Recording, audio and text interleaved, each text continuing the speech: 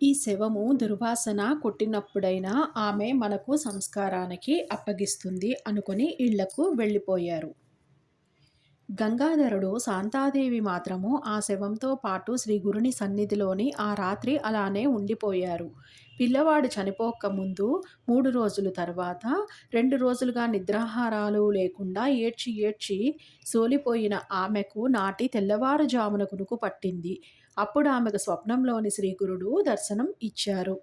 ఆయన జడలు, విభూతి, పులితోలు, రుద్రాక్ష మాలలను ధరించి ఉన్నారు. ఒక చేతిలోని దండము, మరో చేతిలోని త్రిశూలము ధరించి ఉన్నారు. ఆయన బయట నుంచి మీరున్న ఉదుంబర వృక్షం క్రిందకు వచ్చి ఆమెతోని, అమ్మా, నాపై నిష్ఠూరాలాడతావు ఎందుకు? నీ బిడ్డకేమయింది? నేనిప్పుడే అతనికి వైద్యము చేస్తాను అని ఆ శవానికి విభూతి పూసి పిల్లవాని ముక్కులోకి గాలి ఊది, అమ్మా, నేను నీకేమపకారము చేశాను? ఇంకా ఉపకారమే చేశాను. నీ బిడ్డ శరీరం నుంచి వెడలిపోయిన ప్రాణవాయువును మళ్ళీ ప్రతిష్ఠించాను. నా మీద కక్ష పెట్టుకోవద్దు, ఇక దుఃఖించకు అని చెప్పి అదృశ్యులయ్యారు. శాంతాదేవి త్రుళ్ళిపడి నిద్రలేచింది. కానీ ఇది నా పుత్ర వ్యామోహం వలన వచ్చిన కలే కానీ చనిపోయినవాడు ఇంకా బ్రతుకుతాడా? నా ప్రారబ్ధమిలా ఉంటే శ్రీ గురుడేమి చేస్తాడు అనుకున్నది. కొంచెం సేపట్లోనే ప్రక్కనున్న శవము కదలసాగింది. ఆమె త్రాకి చూస్తే వెచ్చగా ఉన్నది. అంతలోనే ఆమెకు ఆ శరీరంలోని ఏదైనా భూతమావేశించిందేమోననియు అనిపించింది. భయమేసి దూరంగా వెళ్ళింది. కానీ పిల్లవాడు లేచి కూర్చుని, అమ్మా, ఆకలేస్తుంది, అన్నం పెట్టు అని ఏడుస్తూ ఆమె వద్దకు వచ్చాడు. ఆమెకప్పుడు అద్భుతంగా స్తన్యం వచ్చింది. ఆమె బిడ్డకు పాలిచ్చి భర్తను నిద్రలేపి జరిగినదంతా వివరించింది. అప్పుడు ఆ దంపతులు భక్తితోని ఆ ఉదుంబర వృక్షానికి ప్రదక్షిణలు, సాష్టాంగ నమస్కారములు చేసి శ్రీ గురునిలా స్తుతించారు.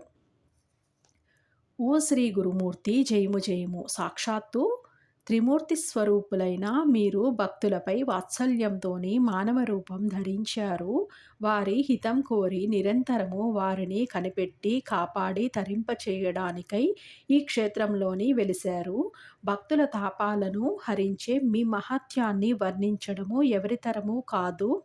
తల్లివలే మీరు మా తప్పులు క్షమించి కృపచూప మిమ్ములను శరణు వేడుకొనుతున్నాము. తర్వాత వారు పిల్లవానితో సహా వెళ్ళి సంగమ స్నానం చేసి ఆ నీటితోనే గురు పాదుకలు కడిగి శుభ్రం చేసి ఉదుంబర వృక్షాన్ని పాదుకలను అభిషేకించి పూజించారు. ఇంతలోనే సూర్యోదయం అయ్యింది. శవ దహనము కోసమనియు గ్రామం నుంచి వచ్చిన బ్రాహ్మణులు ఆ బాలుడు బ్రతికి ఉండడం చూచి ఆశ్చర్యపడి శ్రీ గురుమహిమను కొనియాడారు.